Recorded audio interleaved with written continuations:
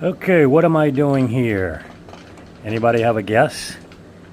Well, long-time subscribers to the channel will know that not too long ago, a few years ago, I started doing custom servers, builds.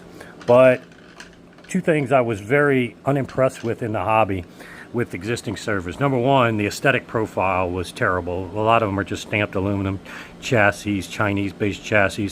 But more importantly, the chassis were not commensurate with what a server really needs. A lot of air flow, a lot of ability to dissipate heat. Capacitors have a certain heat rating that they shouldn't go over. Processors and RAM will actually throttle themselves if it's too hot. So when you see these chassis crammed with stuff and it looks impressive to the layperson's eyes, it's actually not if you don't have proper heat dissipation. And that's why so many of these servers constantly locking up, slow, or they have to use such a small processor to even be successful in such a tight environment. The servers I build are built to use a fanless graphics card. You can do YouTube, you can do everything with it. Heck, you can even do your work with it while listening to music. It's that powerful. But if you're super neurotic, I have dual boot options where you can boot to Linux. If you want to go ahead and bypass Windows altogether, basically covering every base imaginable with my server builds. But let me show you one of the final products. Okay, so this is my personal server that I built, and I actually brought it to the Dallas show.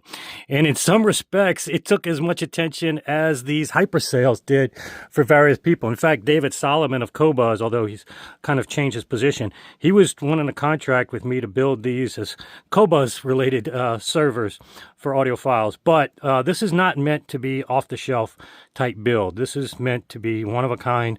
I am doing the pyramid again for Mike Sweck. That's the one you saw me building.